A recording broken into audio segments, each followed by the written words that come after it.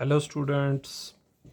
तो स्टूडेंट्स जो हमने सीरीज़ चलाई हुई है मल्टीपल चॉइस क्वेश्चंस को, जो हम पुराने ईयर्स के मल्टीपल चॉइस क्वेश्चंस को सॉल्व करते हैं, उसमें आज हमने जो 2024 में हुआ था पेपर जेके बोस में, जो 2024 में हुआ था स्टूडेंट्स, 2024 में जो एग्ज़ाम हुआ था, जो एग्ज़ाम मैथमेटिक्स का 2024 में हुआ था, उसका सेट एक्स लिया हुआ है। पहले हमने 2025 का जो है उसको डिस्कस किया था। आज हम जेके बोस में जो 2024 में मैथमेटिक्स का एग्ज़ाम हुआ था, उसका सेट एक्स जो है उसको हमने लिया हुआ है। ठीक है, ये आपके सामने क्वेश्चंस हैं, इन क्वेश्चंस को अब हम सॉल्व करेंगे स्टूडेंट्स। ठीक है, तो सबसे पहला क्वेश्चन जो है उसमें दिया हुआ है क्वेश्चन नंबर 1, सेट एक्स है, ये 2024 ईयर का है। जो हमने पहले किए थे वो 2025 का था। ठीक है, 2025 का मतलब जो अभी पीछे 2024 में ही हुआ था, 2024-25 सेशन था ना ये, तो ये होगा 2023-24 वाला सेशन। ठीक है, वो था हमारा 24-25 सेशन, ये हमारा 23-24 सेशन होगा। ठीक है, तो अभी देखिए यहाँ पे लिखा है which of the following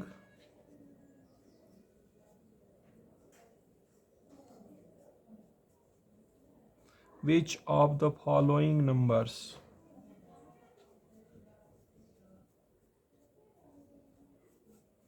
which of the following numbers is an irrational number? Which of the following numbers is an irrational number? ठीक है, तो यहाँ पे ए पार्ट में दिया है स्टूडेंट्स, ए पार्ट में दिया है स्टूडेंट्स 0.101, बी पार्ट में दिया हुआ है स्टूडेंट्स 0.20220। ठीक है, फिर है 2220 डैश। ठीक है, सी ऑप्शन दिया हुआ है हमारे पास 0.1011 और डी ऑप्शन दिया है नन ऑफ दीज। तो हमें बताना है इनमें से इरेशनल नंबर कौन सा होता है। तो देखो, जब आपको डेसिमल्स में नंबर दिया गया है तो आपको इरेशनल नंबर की डेफिनेशन पता होनी चाहिए। इरेशनल नंबर कौन सा होता है? इरेशनल नंबर होता है, यहाँ आधा ही लिखा इरेशनल नंबर। इरेशनल नंबर होता है जिसका non terminating and non repeating decimal expansion होता है। जिसका डेसिमल एक्सपेंशन कैसा होगा? Non terminating and non repeating decimal expansion. ठीक है, non terminating and non repeating decimal expansion जिसका होता है वो हमारे पास नंबर जो है वो इरेशनल नंबर होता है। अब हम यहाँ पे one by one, non terminating मतलब ख़त्म नहीं होगा उसका डेसिमल एक्सपेंशन, नॉन रिपीटिंग मतलब उसमें जो डिजिट्स है वो रिपीट नहीं होंगे। ठीक है, अब देखिए यहाँ पे चेक करते हैं, पहला वाला तो टर्मिनेटिंग है, ये ख़त्म हो गया ना, ये तो आएगा ही नहीं। सी भी टर्मिनेटिंग है, ये भी नहीं आएगा। अब आप इसको चेक करो, इसमें देखो क्या है, ये नॉन टर्मिनेटिंग है आप देखो रिपीट तो नहीं हो रहा है, 2 0 है पहले, 2 0 के बाद 2 0 नहीं है, फिर 2 2 0 है, फिर से 2 0 नहीं है, 2 2 0 है, उसके बाद 2 2 0 भी नहीं है, फिर 2 3 हो गए। ठीक है, सो ये ना तो इसमें क्या हो रहा है, रिपीट हो रहा है, ना ही इसमें टर्मिनेट हो रहा है, तो ये हमारा इरेशनल नंबर है। ठीक है, अगर मतलब इस तरह से नॉन टर्मिनेटिंग हो, बट इस तरह से अगर होता जैसे 0.202020 तो ये हमारे पास रिपीट है हो रहा है, इसमें 2020 बार बार आ रहा है, तो वो रेशनल होता। लेकिन यहाँ पे क्या है, नॉन टर्मिनेटिंग है और नॉन रिपीटिंग है ये वाला, सो यही इसका ऑप्शन आएगा बी, मतलब option B is the correct option, क्योंकि इसमें है non terminating and non repeating है स्टूडेंट्स। ठीक है, उसके बाद क्वेश्चन नंबर 2 की ओर चलते हैं। इस क्वेश्चन में आपने सीखा कि इरेशनल नंबर का अगर हमें डेसिमल एक्सपेंशंस में देखना होगा कि इरेशनल नंबर है या नहीं है, तो ये बात याद रखनी है, जिसका decimal expansion non terminating and non repeating होता है, मतलब टर्मिनेट मतलब खत्म नहीं होगा, नॉन रिपीटिंग मतलब जैसे ऐसे रिपीट हो रहा है ना इसमें, जैसे 2020 ऐसा रिपीट नहीं होगा। यहाँ पे जो नंबर है इसमें पहले 20 था, बाद में 20 नहीं है, 220 है, उसके बाद 2220 है। ठीक है, सो ये हमारा आ गया बेटा इरेशनल नंबर। इसके बाद क्वेश्चन नंबर 2 में देखो स्टूडेंट्स क्या दिया हुआ है। क्वेश्चन नंबर 2, क्वेश्चन नंबर 2 में बोला है, क्वेश्चन नंबर 2, क्वेश्चन नंबर 2 है sum of zeros, sum of zeros,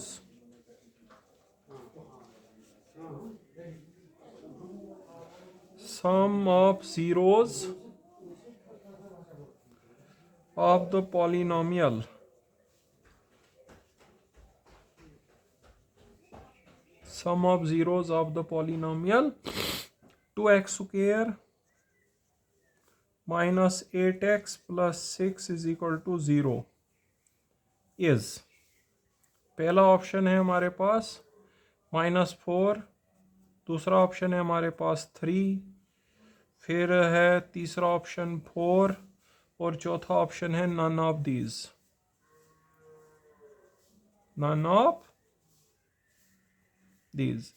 तो स्टूडेंट्स यहाँ एक पॉलिनोमियल दी है, इसके जीरोस का सम हमें बताना है। एक्स में पॉलिनोमियल है, लिखेंगे पी ऑफ एक्स है 2x square minus 8x plus 6 is equal to 0। ठीक है, ये हमारे पास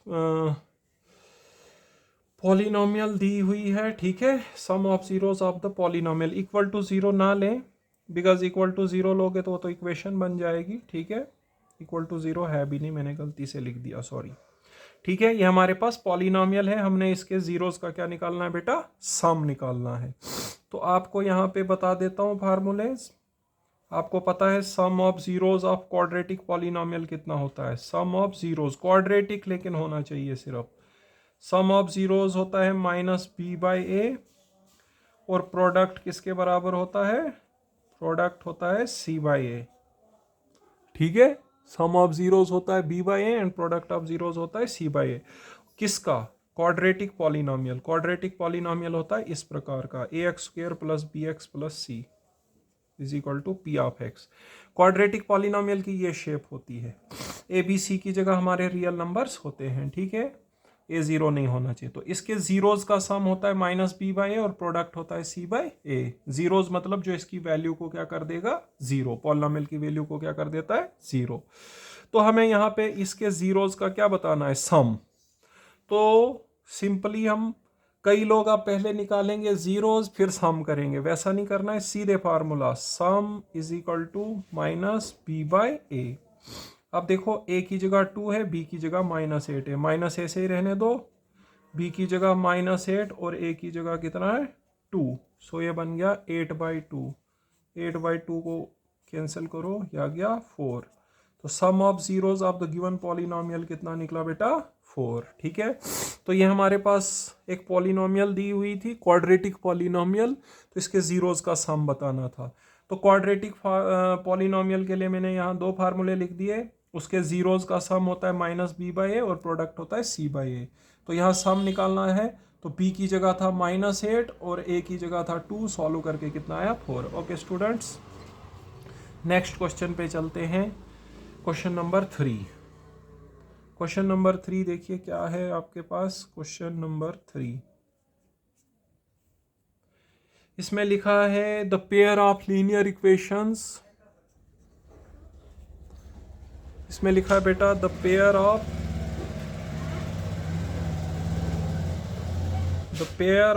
लीनियर इक्वेशंस।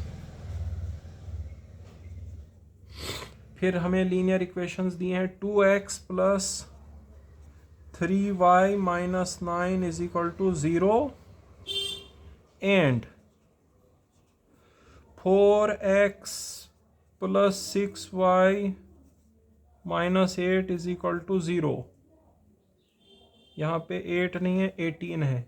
और यहाँ पे पहला ऑप्शन है coincident,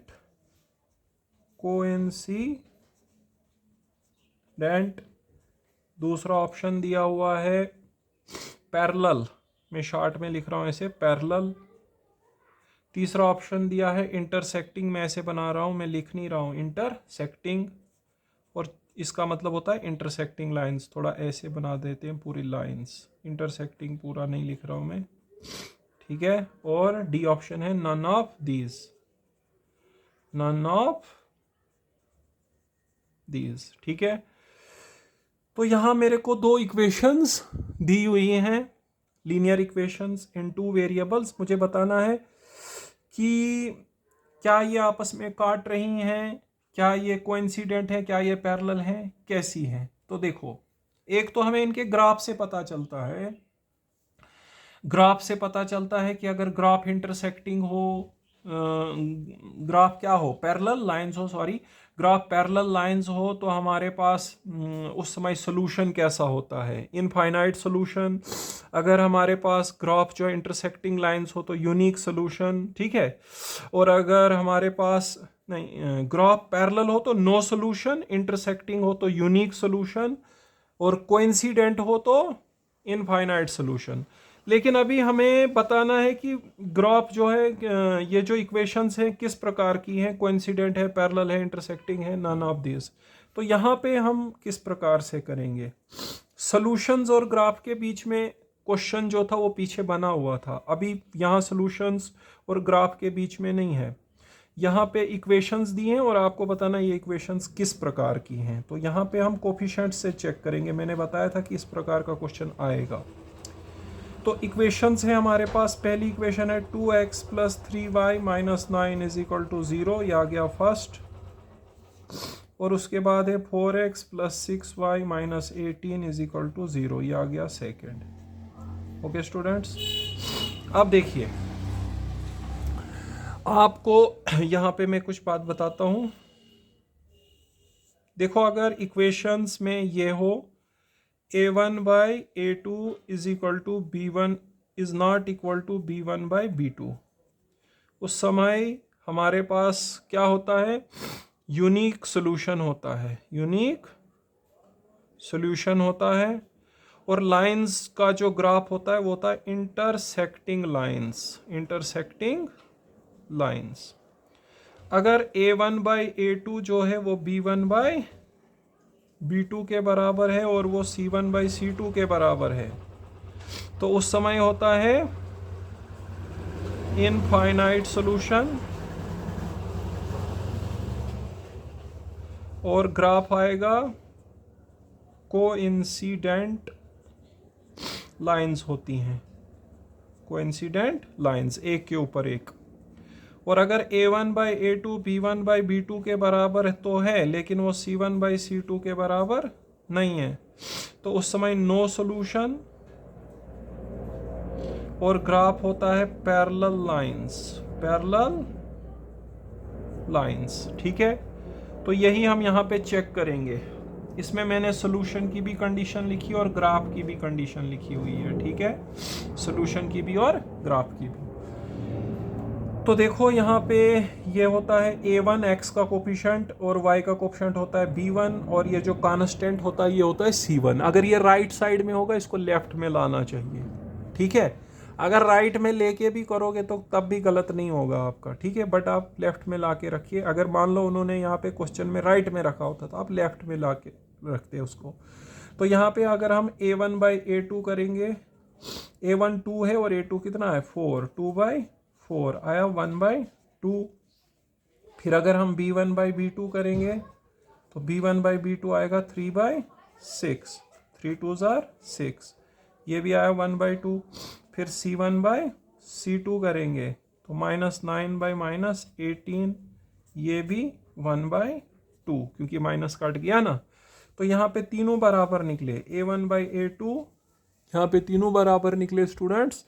a1/a2 is equal to b1/b2 is equal to c1/c2, ठीक है।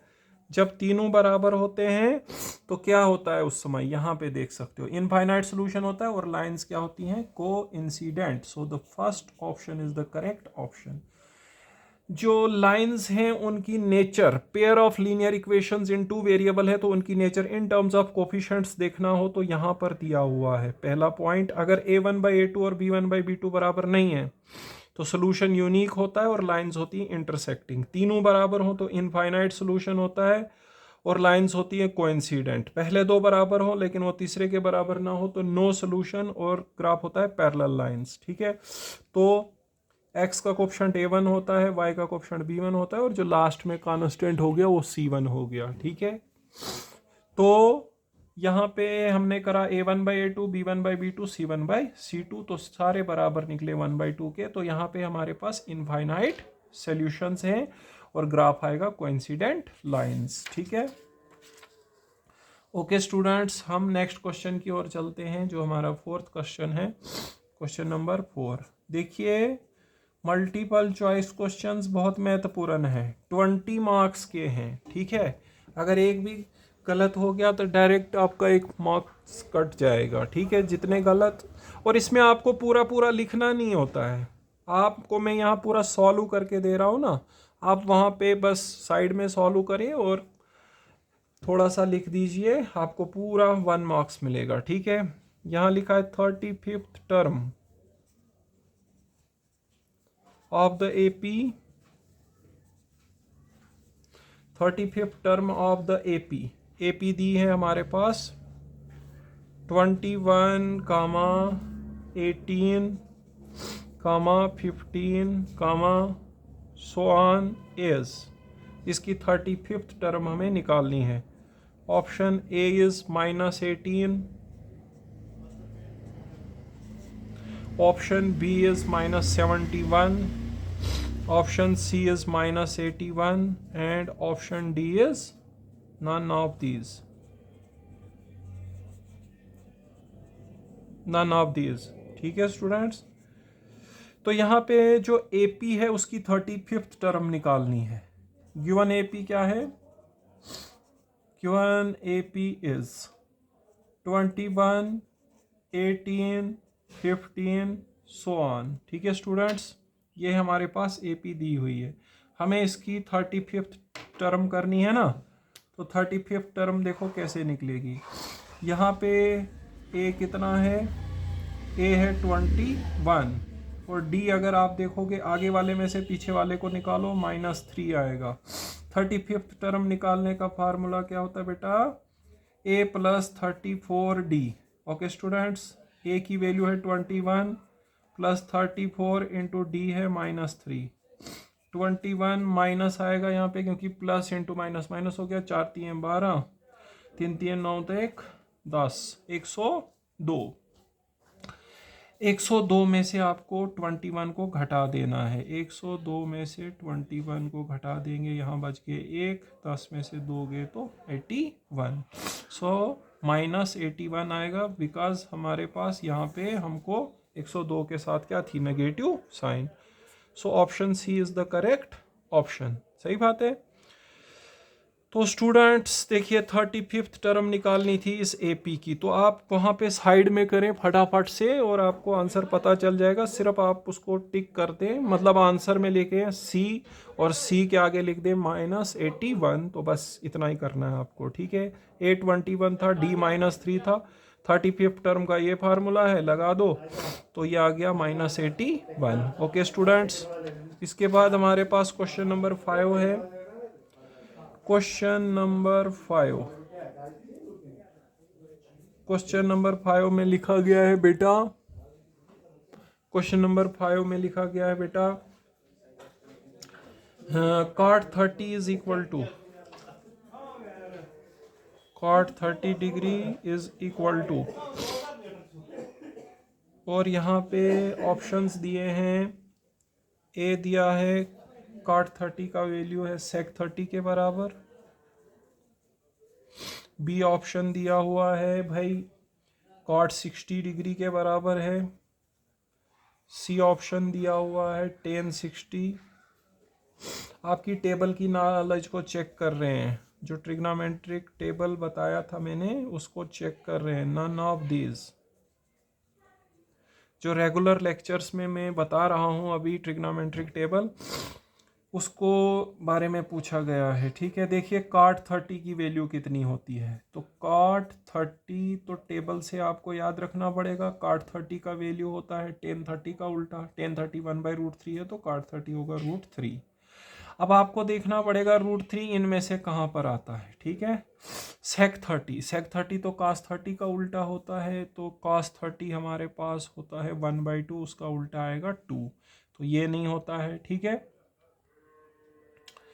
सॉरी स्टूडेंट्स, cos 30 होगा पहले हमारे पास जितना sin 60 होगा, मतलब √3/2, उसका उल्टा बनेगा 2/√3, ये नहीं आएगा। tan 60 हमारे पास होता है 1/√3, और उसका हाँ tan 60 हो गया, tan 60 होता है √3, tan 60 कितना होता है √3, तो स्टूडेंट्स ये tan 60 डिग्री के बराबर है। ठीक है, so option C is the correct option. ठीक है, आप जो है टेबल को ध्यान में रखें, या एक काम करें, जब आप एग्ज़ाम देने जाएंगे तो वहाँ लास्ट पेज पे पहले बना लें पूरा टेबल। अगर आपको पेपर में दिख रहे हैं कि ऐसे क्वेश्चंस हैं which are based on the table, so सबसे पहले आप टेबल बना लीजिए, आपको सारे क्वेश्चन आराम से निकलेंगे। 2 से 3 मिनट का समय आपको लगेगा टेबल बनाने में, और आप इनको याद करने की भी कोशिश करें। जैसे जैसे बड़ी क्लासेस में जाएंगे आपको ये याद होते जाएंगे ऑटोमेटिकली। ठीक है, तो tan 60 होता है हमारे पास √3 which is equal to cot 30। Okay, question number 6 देखिए, अब हमारे पास क्या है बेटा, क्वेश्चन नंबर 6। क्वेश्चन नंबर 6 में लिखा है the distance of a point from the x axis is called. ये अच्छा सवाल है, इसमें आप कुछ सीखेंगे। The distance of a point the distance of a point from the x axis, from the x axis is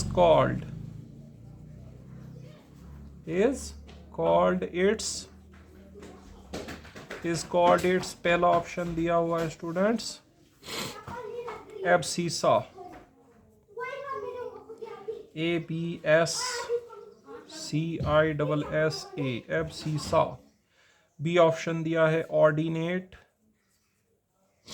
और उसके बाद स्टूडेंट्स सी ऑप्शन है मेरे पास कोऑर्डिनेट, और डी ऑप्शन दिया है मेरे पास बेटा none of these, none of these. Students हम यहाँ पे सबसे पहले आपको दिखाते हैं, ये आपका वाई एक्सिस है और ये आपका एक्स एक्सिस है, x O x dash and y O y dash. अब अगर आप यहाँ पे कोई पॉइंट ले लेते हो, इस पॉइंट का जो एक्स एक्सिस से डिस्टेंस होता है ना, उसको हम बोलते हैं ऑर्डिनेट, और जो इसका एक्स एक्सिस से डिस्टेंस होता है वो इस पॉइंट का वाई कोऑर्डिनेट आता है, और जो इसका वाई एक्सिस से डिस्टेंस होता है वो इसका एक्स कोऑर्डिनेट आता है। ठीक है, तो मान लो ये डिस्टेंस हमारे पास है 2 और ये है 3, तो इसके जो कोऑर्डिनेट्स बनेंगे ये बनेंगे 2,3, ठीक है। तो जो y वाला होता है उसको बोलते हैं ऑर्डिनेट, जो x वाला होता है उसको क्या बोलते हैं, एब्सिसा। तो इसने पूछा था कि जो पॉइंट का डिस्टेंस x एक्सिस से है, तो x एक्सिस से जो डिस्टेंस होता है ना वो y कोऑर्डिनेट होता है, तो y कोऑर्डिनेट को क्या बोलते हैं, ऑर्डिनेट, ठीक है। मैं यहाँ पे लिख देता हूँ, जैसे अगर हमारा x और y है, x को क्या बोलेंगे, एब्सिसा, एब्सिसा, और y वाले को क्या बोलते हैं, ऑर्डिनेट।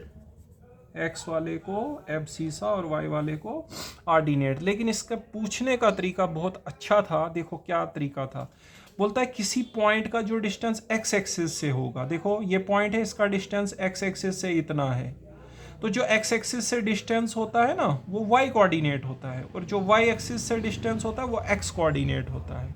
जैसे ये पॉइंट है, इसका डिस्टेंस y से 2 है, तो इसका x कोऑर्डिनेट 2 आएगा, तो distance from y axis x coordinate होता है, which is known as abscissa. But the distance from the x axis is y coordinate of the point which is known as ordinate. तो याद रखना यहाँ पे x की जगह ये y भी कर सकता है, और उस समय आंसर एब्सिसा आएगा, ठीक है। तो ध्यान में रखना इस क्वेश्चन में क्या चेंजिंग हो सकती है, यहाँ पे लिखेंगे distance of a point from y axis. So distance of a point from y axis जो है वो पॉइंट का x कोऑर्डिनेट होगा। मैंने यहाँ पे समझाया आपको x कौन सा होता है और y कौन सा होता है, ठीक है। इसके बाद स्टूडेंट्स आगे चलते हैं, 7th क्वेश्चन है, क्वेश्चन नंबर 7 है, क्वेश्चन नंबर 7 है students, HCF of 7 and 28 is, HCF of 7 and 28 is, first option है 4, सेकंड ऑप्शन है 28, थर्ड ऑप्शन है 7, और फोर्थ ऑप्शन है नन ऑफ दीज। देखो HCF और LCM को करने के लिए यूनिट फर्स्ट में जो रियल नंबर्स का यूनिट है उसमें हमें दिया हुआ है प्राइम फैक्टराइजेशन थ्योरम, ठीक है, उससे करते हैं। लेकिन जहाँ छोटे छोटे नंबर है वहाँ पे आप डेफिनेशन से ही कर सकते हो। HCF highest common factor, factor बना लो और सबसे बड़ा कॉमन फैक्टर देख लो। 7 के फैक्टर होते हैं 7 और 1, 28 के आ जाएगा हमारे पास 7 एक बारी और 2 आएगा 2 बारी, है ना, क्योंकि 7 4 28 होता है। तो इनका जो कॉमन फैक्टर है वो 7 है और हाईएस्ट जो है, ठीक है, और तो यहाँ कॉमन भी नहीं है कुछ। So HCF of 7 and 28 is, वो आ गया हमारे पास 7। So option C is the correct option. ऐसे आप HCF LCM निकालने के लिए जो फर्स्ट यूनिट में प्राइम फैक्टराइजेशन का मेथड होता है उसको याद रखें, मैंने एक पेपर में दिखाया भी था आपको। बट जहाँ छोटे छोटे नंबर हैं वहाँ डेफिनेशन से ही पता चल जाता है, ठीक है। अब देखिए क्वेश्चन नंबर 8 है बेटा, आपके पास आ रहा है क्वेश्चन नंबर 8। क्वेश्चन नंबर 8 में देखो क्या दिया हुआ है, ठीक है। The probability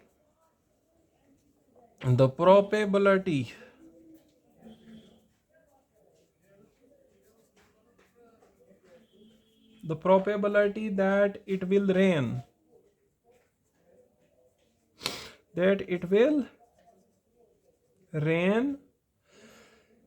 the probability that it will rain tomorrow,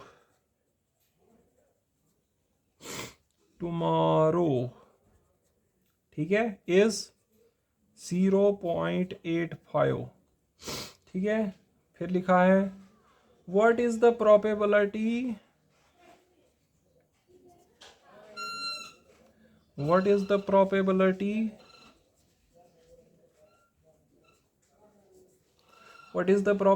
that it will not rain tomorrow, that it will not rain tomorrow।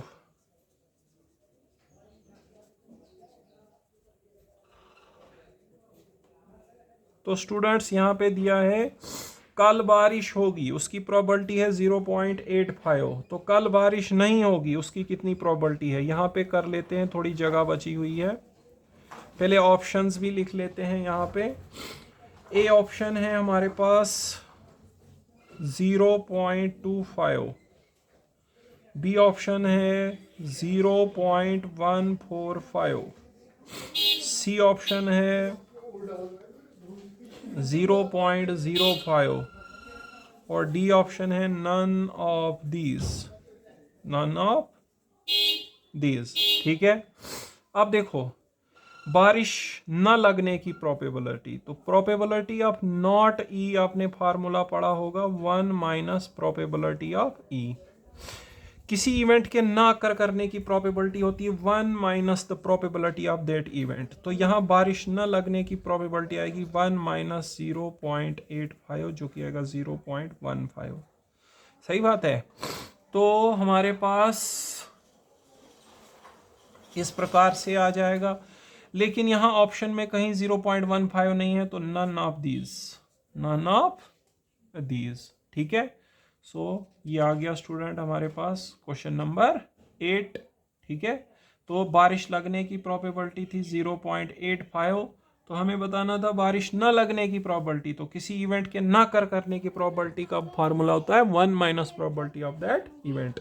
जो आंसर आया वो ऑप्शंस में नहीं था, तो none of these. Question number 9 की ओर चलते हैं स्टूडेंट्स। क्वेश्चन नंबर 9 है बेटा, volume of cone is,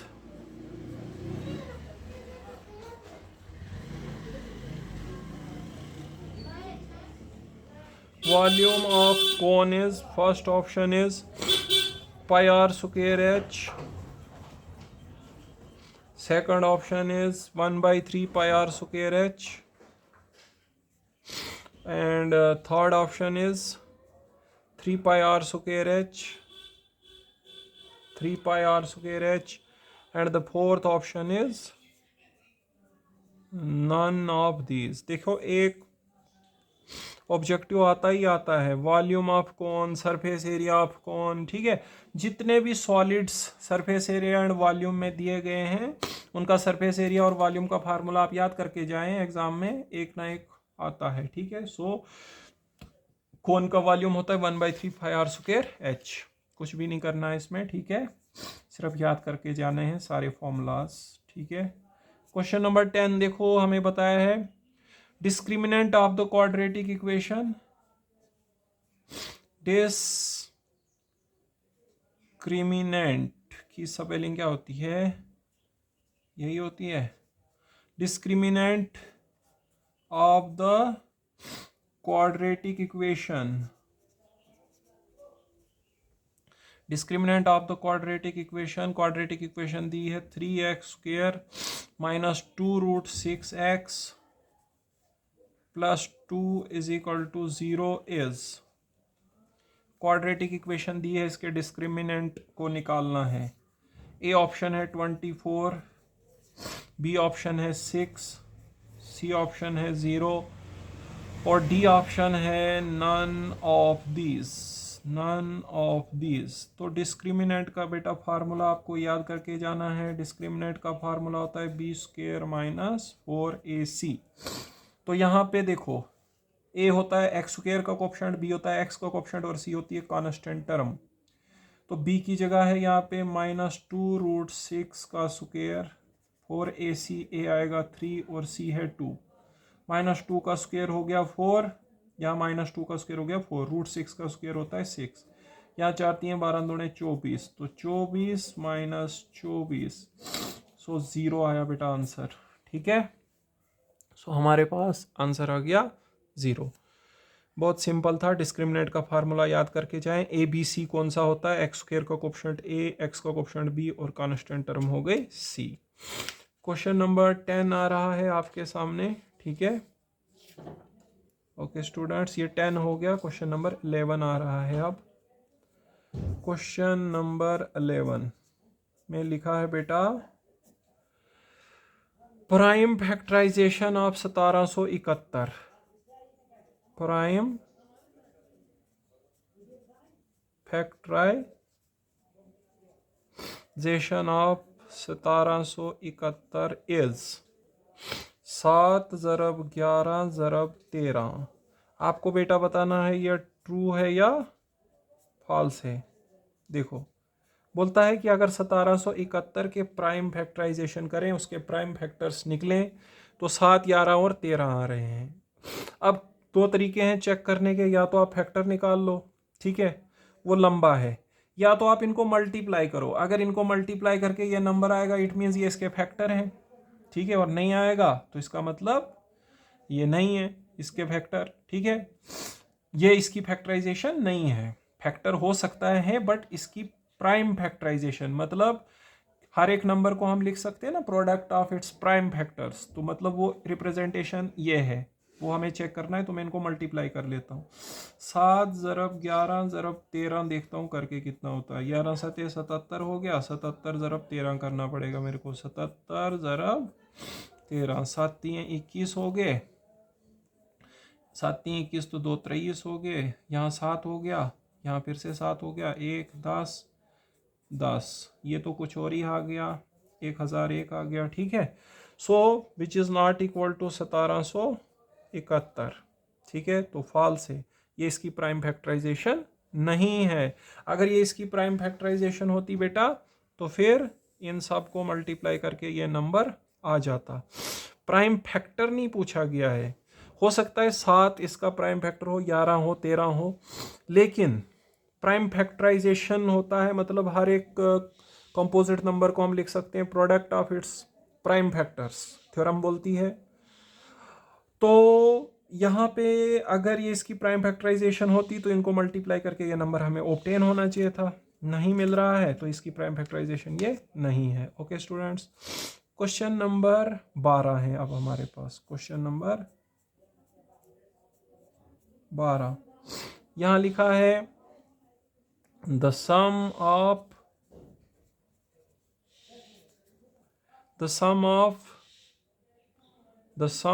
of first 51 positive integers is, ठीक है। तो यहाँ पे पहला ऑप्शन दिया हुआ है 1316, दूसरा ऑप्शन है 1326, तीसरा ऑप्शन है 1362, चौथा ऑप्शन है नन ऑफ दीज। तो स्टूडेंट्स एक तरीका है इसको करने का कि भाई हम क्या करें, पहले 51 पॉजिटिव इंटीजर्स लिखें 1 2 3 4, वो हमारे पास AP बनाएंगे, वहाँ पे A 1 है और D भी 1 है, सम का फार्मूला लगा दें n/2 2a + n-1 × D। लेकिन आपको याद होगा सम ऑफ n नेचुरल नंबर्स का एक ऑब्जेक्टिव आया था पीछे, वो मैंने क्या निकाला था उसका answer, sum of first n natural numbers. अगर आप वो फार्मूला याद रखेंगे तो आपको ज़्यादा आसानी से निकलेगा। n × n+1 / 2 ये होता है sum of first n natural numbers. मैंने वहाँ पे निकाला भी है इसको, ठीक है, पुराने लेक्चर्स में देखिए, वहाँ पे निकलेगा sum of first n natural numbers = n × n+1 / 2। तो जैसे मेरे को यहाँ पे 51 पॉजिटिव इंटीजर, फर्स्ट 10 का मतलब होता है जैसे 1 से लेके 100, 1 से लेके 1000 कंटिन्यू लेने हैं, लेकिन 1 से लेके 10, 1 से लेके 20, जैसे इसने बोला फर्स्ट 51 1 से लेके 51 तक, तो मैं यहाँ पे n की वैल्यू लगाऊंगा 51, 51 + 1 हो गया 52/2, 26 दूणे होते हैं 52, ठीक है। तो मुझे 51 और 26 को करना पड़ेगा multiply, this is equal to 51 × 26, वो आएगा आंसर। तो साइड में कर लेते हैं, 51 × 26 कितने होते हैं, 51 × 26, 6 1 6, 6 5 30 हो गए, 2 1 2 हो गया, 2 5 10 हो गए, 6 2 3, 1326 इज द करेक्ट ऑप्शन। तो देखो यहाँ से ज़्यादा जल्दी निकलेगा आप में, और ऐसा नहीं है कि ये कैसे आया ये पता नहीं आपको, मैंने पुराने लेक्चर्स में दिखाया हुआ है sum of first n natural numbers, ये निकाला है। और अब आप इसको फार्मूला याद रखिए, ये बहुत ही महत्वपूर्ण फार्मूला होता है n × n+1 / 2। लेकिन फर्स्ट का मतलब होता है कंटिन्यू, जैसे फर्स्ट 100 पॉजिटिव इंटीजर्स, तो 1 से 100 का सम, फर्स्ट 200 पॉजिटिव इंटीजर्स 1 से लेके 200, फर्स्ट 51, तो n की जगह लगा 51, 51 प्लस 1 कितने होते हैं 52 है, ये यहाँ पे लिखा हुआ, 2 से उड़ाया 26 आएगा, 26 इंटू 51 करा तो कितना आया 1326। सो ये आएगा आपका करेक्ट आंसर। ठीक है, ओके स्टूडेंट्स। इसके बाद हम चलते हैं आगे। इसके बाद हमारे पास ये था क्वेश्चन नंबर 12। अब आ गया हमारे पास क्वेश्चन नंबर 13। क्वेश्चन नंबर 13 में लिखा है बेटा, क्वेश्चन नंबर 13 में देखो क्या लिखा है बेटा, इसमें लिखा है -0.5 can be the probability, can be the probability, can be the probability of an event, of an event। ठीक है, हमें बताना है ट्रू या फॉल्स। तो फॉल्स है क्योंकि माइनस में प्रोबेबिलिटी नहीं होती है। आपको याद दिला दूं, किसी भी इवेंट की प्रोबेबिलिटी कितनी होती है, 0 या 0 से बड़ी, 1 या 1 से छोटी, उससे बाहर किसी की प्रोबेबिलिटी नहीं है, ना तो 1 से बड़ी ना तो 0 से छोटी। तो यहाँ थी -0.5, तो बिल्कुल भी नहीं हो सकती है। ठीक है, उसके बाद क्वेश्चन, ये हमारा क्वेश्चन नंबर 13 था, देखा आपने, -0.5 प्रोबेबिलिटी है या नहीं है, नहीं हो सकती है। ठीक है, फॉल्स है। क्वेश्चन नंबर 14 में देखो क्या लिखा हुआ है, all circles are, all circles are, आगे लिखा है डैश डैश डैश, ऑप्शन दिया है कॉन्करेंट, ऑब्लिक, सिमिलर। सारे सर्कल जो हैं वो कॉन्करेंट हैं या सिमिलर हैं। देखो कॉन्करेंट में क्या होता है, एग्जैक्टली सेम शेप और साइज होना चाहिए, साइज भी सेम होना चाहिए चीज़ों का और शेप भी सेम होनी चाहिए। सिमिलर में शेप सेम होनी चाहिए, साइज सेम होना ज़रूरी नहीं है। अब देखो ये एक सर्कल है, ठीक है, ये दूसरा सर्कल है, शेप तो दोनों की सेम है लेकिन इनका साइज अलग अलग है, तो आप इनको कॉन्करेंट नहीं बोलेंगे, क्या बोलेंगे, सिमिलर। ठीक है, कॉन्करेंट के केस में क्या होता है, साइज भी बराबर होना चाहिए, बट सिमिलर में तो साइडें प्रोपोर्शनल होती हैं ना।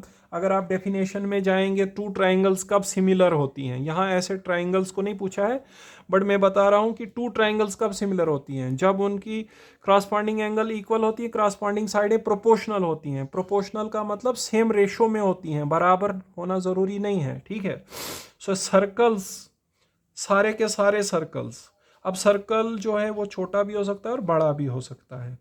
तो अगर एक छोटा सर्कल है एक बड़ा सर्कल है, उनको कॉन्करेंट नहीं बोलेंगे क्योंकि उनका साइज अलग है। ठीक है, उनको हम क्या बोलेंगे, सिमिलर। तो कॉन्करेंट का मतलब होता है, कॉन्करेंट का मतलब हो गया सेम शेप प्लस साइज, लेकिन सिमिलर में क्या होता है, सिमिलर में होती है same shape, size can be different. ठीक है, साइज बराबर होना जरूरी नहीं है। ओके स्टूडेंट्स, हाँ, क्वेश्चन नंबर 15 है। इसके बाद यहाँ पे लिखा हुआ क्वेश्चन नंबर 15, यहाँ पे लिख देता हूँ क्वेश्चन नंबर 15। क्वेश्चन नंबर 15 में है बेटा, number of tangents, number of tangents that can be drawn, that can be drawn from a point, from a point outside the circle, from a point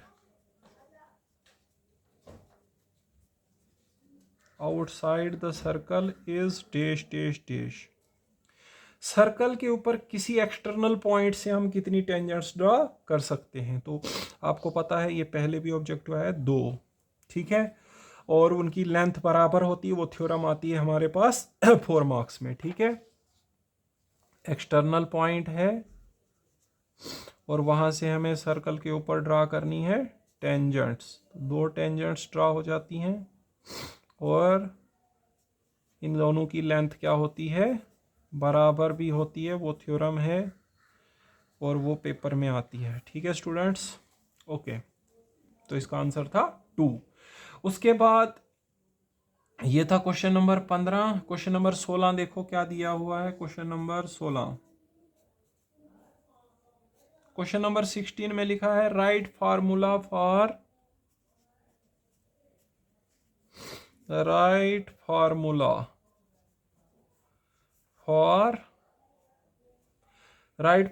for sum to n terms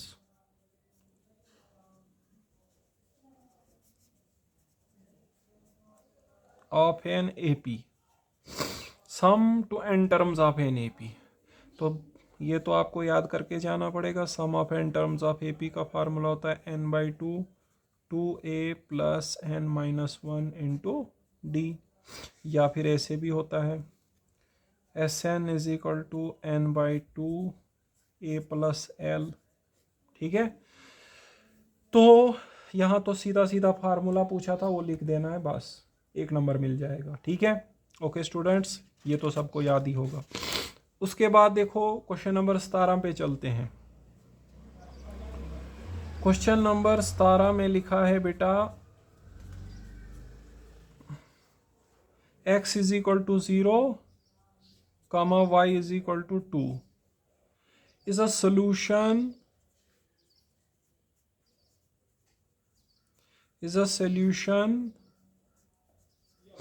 of the equation equation को मैंने यहाँ short में लिखा equal to के साथ n, ऐसे short में लिखते हैं। Of the equation y minus 2x is equal to -2 है शायद, ठीक है, इज इक्वल टू -2, ट्रू या फॉल्स। देखो सोल्यूशन क्या होता है, वेरिएबल की वो वैल्यू जो इक्वेशन को सेटिस्फाई करे। पहले तो सोल्यूशन पता होना चाहिए क्या होता है। Solution values of the variables that satisfy the equation। Variables की वैल्यू जो इक्वेशन को क्या करे, सेटिस्फाई। जैसे मेरे पास इक्वेशन है y minus 2x is equal to -2। Satisfy करने का मतलब लेफ्ट साइड और राइट साइड बराबर होनी चाहिए जब आप वो वैल्यूज इसमें डालेंगे।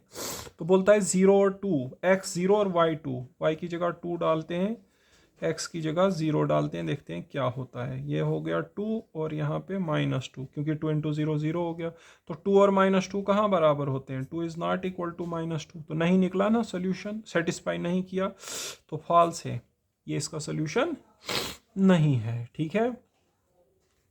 तो बोला था हमें x is equal to 0 y is equal to 2 इस इक्वेशन का सोल्यूशन है। तो ये पॉइंट इसमें डालने थे, देखना था LHS RHS बराबर आएगा या नहीं आएगा। y की जगह 2 डालोगे, x की जगह 0 डालोगे, 2 इज इक्वल टू -2 होता नहीं है, ठीक है।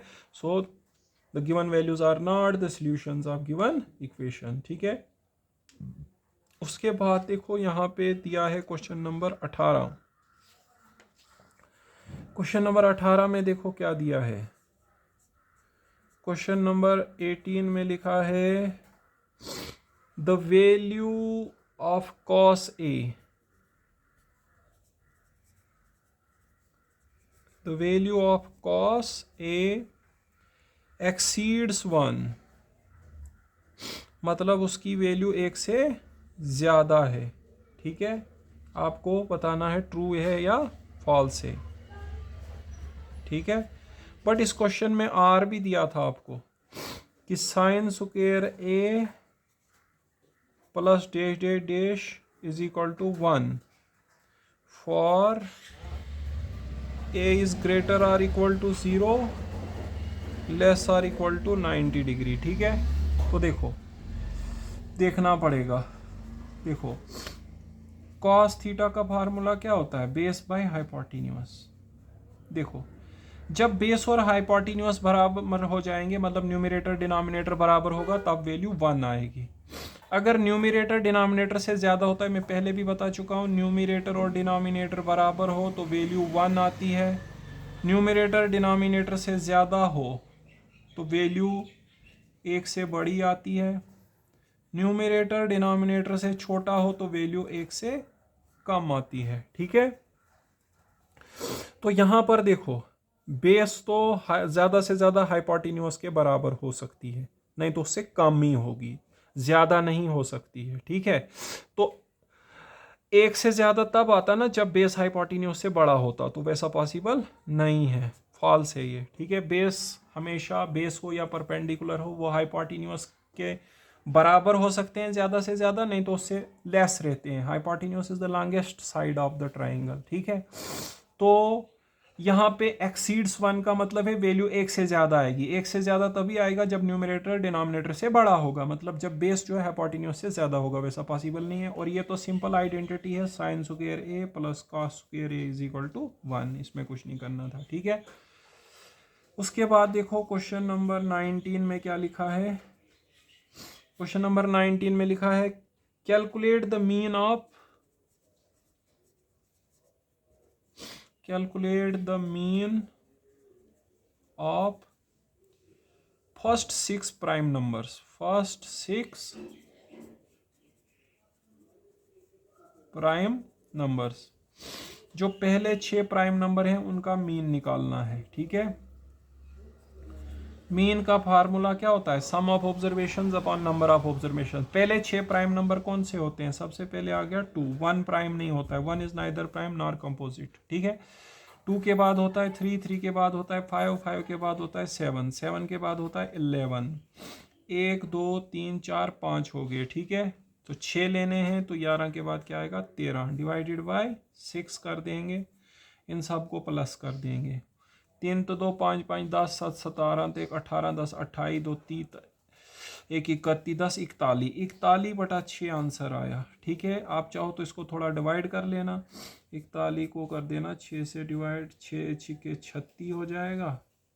यहाँ पे 5 बच गया, इधर पॉइंट लगा, इधर 0 6 8 48, इधर बच गया 2, फिर 20 बनेगा, 6.83 आएगा इसका अप्रोक्सीमेटली आंसर। ठीक है स्टूडेंट्स, तो यहाँ पे क्या है कि पहले 6 प्राइम नंबर्स का हमें क्या करना था, मीन निकालना था। तो फर्स्ट 6 प्राइम नंबर्स ये हैं, और मीन कैसे करेंगे, sum of observations divided by number of observations. So इस पेपर का लास्ट क्वेश्चन आ रहा है, लास्ट क्वेश्चन है क्वेश्चन नंबर 20। देखो क्या दिया है, क्वेश्चन नंबर 20 दिया है, राइट द फॉर्मूला फॉर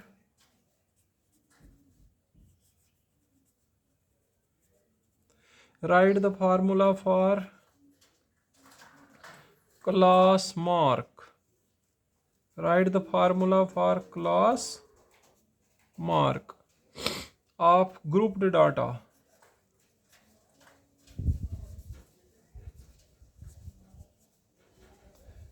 या फिर यहाँ पे और भी था इस वाले क्वेश्चन का, if mean is equal to 15.6, median is equal to 15.73, then mode is equal to. ठीक है, तो स्टूडेंट्स पहले देखो जो ऊपर दिया था क्लास मार्क, क्लास मार्क क्या होता है, अगर आपके पास कंटिन्यूअस डाटा होता है, जैसे उसमें मान लो ये वैल्यू है 15 से 20, तो फिर आप क्या करते हैं, इसका मिड पॉइंट लेते हैं ना, ये अगर क्लास इंटरवल है, फिर आप एक्स आई क्या लेते हैं, एक्स आई, मतलब कौन सी वैल्यू यहाँ से लेंगे आप। ठीक है, तो वो हम क्या करते हैं, इन दोनों को प्लस करते हैं, डिवाइडेड बाय 2 करते हैं। ठीक है, तो वही होता है क्लास मार्क। क्लास मार्क का फार्मूला क्या होता है, lower limit plus upper limit divided by 2, lower limit plus upper limit divided by 2, ये है क्लास मार्क का फार्मूला। और अगर आप ये दूसरा वाला करेंगे मोड आपको निकालना है, तो मोड का फार्मूला हमारे पास होता है thrice of median minus twice of mean. तो देखो मीडियन हमको दी हुई है कितनी, 15.6, माइनस करेंगे ट्वाइस ऑफ 15.73। अब हम इनको कैलकुलेट कर लेते हैं रफ में, ठीक है। तो 15.6 को करना है 3 से, 15.6 को 3 से, 6 3 हो गया 18, 5 3 15 1 16, ठीक है, 3 तो 1 4, 46.8 आया। इनको मल्टीप्लाई करके यहाँ पे 46.8 माइनस करेंगे 15.73 ज़रब 2, तो ये हो गया 3 दूणे 6, 7 दूणे 14, तो 1 15, नहीं 7 दूणे 14 ही आएगा, 1 रह गया, ठीक है।